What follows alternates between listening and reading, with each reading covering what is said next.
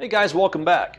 Last time we began our discussion of the periodic table. We gave you some history behind the periodic table and we showed you some of the classifications within the table. But we're not done yet. We have still more to cover, so let's get started.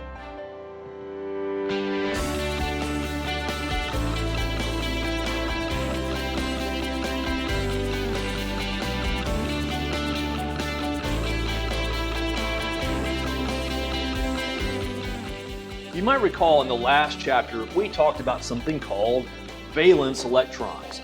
These are the electrons that are in the highest principal energy level of the atom. Now I talked about this at the end of chapter 5, but it bears repeating. The valence electrons are what drive the element's chemical behavior.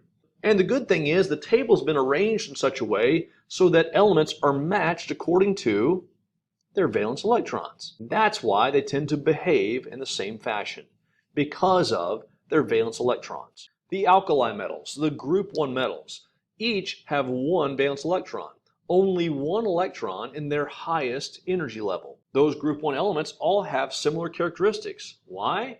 Because they have the same amount of valence electrons. So make sure you understand that. Elements are placed in groups together because those elements have similar chemical properties because they have the same number of valence electrons.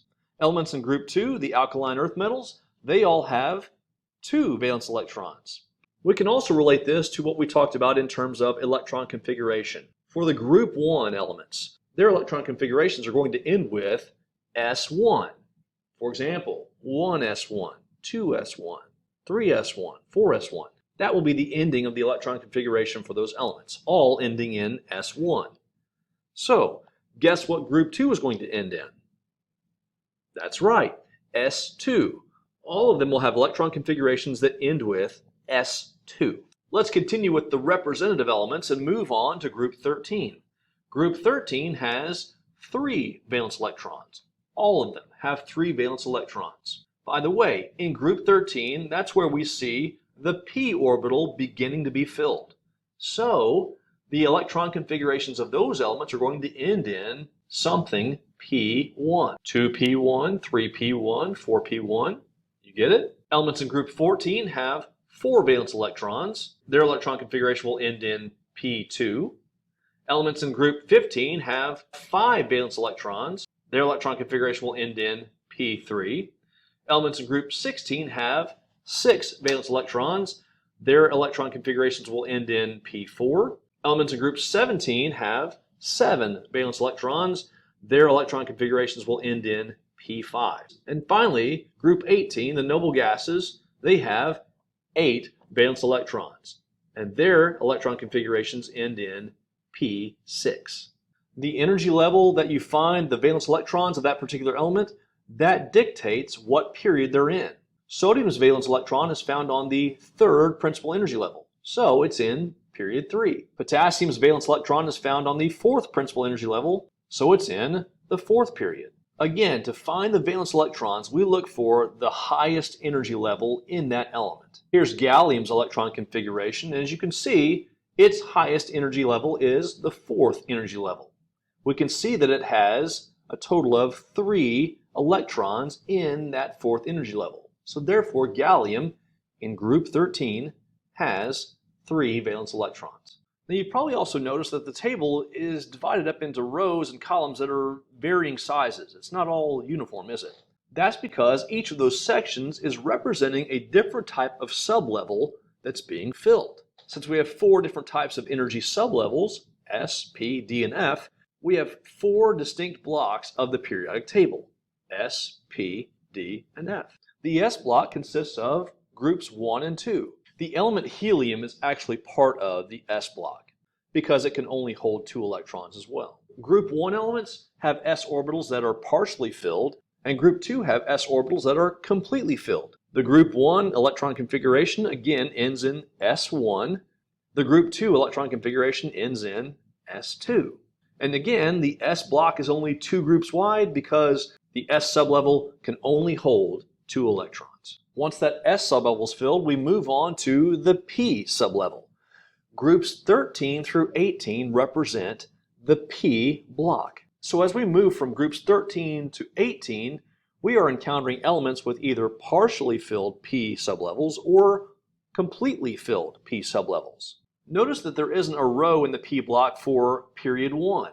That's because the p sublevel doesn't exist for period 1. It only starts in period 2, remember? So group 13 has 1 electron in its outermost p orbital, giving it an electron configuration that ends in p1. Group 14 has 2 electrons in its outermost p sublevel, giving it an electron configuration that ends in p2. Group 15 has 3 electrons in its outermost p sublevel, giving it an electron configuration that ends in p3. Group 16 has 4 electrons in its outermost p sublevel, giving it an electron configuration that ends in p4.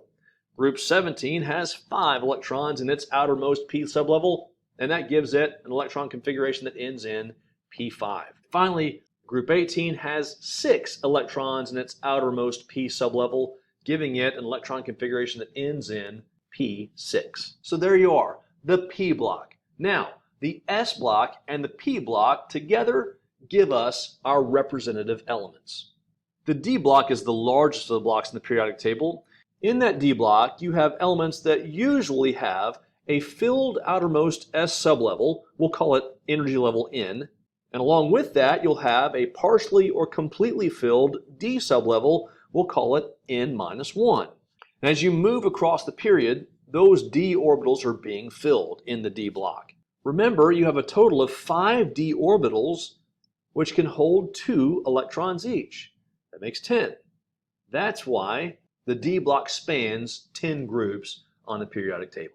The F block is the last block we'll talk about, and these are the inner transition metals, the lanthanides and the actinides. Their elements usually have a filled outermost S sublevel and then a partially or fully filled F sublevel. Those elements usually have a filled or sometimes partially filled outermost S sublevel and then filled or partially filled 4F and 5F sublevels. You'll notice that the F block has 14 columns. It's because there are 7 F orbitals holding 2 electrons each for a total of 14. Thus, the F block spans 14 columns. So there you go. We filled in a little bit more for you in this video. Today we talked about the different groups and their valence electrons. Now group 1 has 1, group 2 has 2, group 13 has 3, 14, 4, and so on. And then we talked about the different blocks, the S block, the P block, the D block, and the F block. In our next video, we'll take a look at some of the chemical property trends that we see in the periodic table. So until next time, God bless.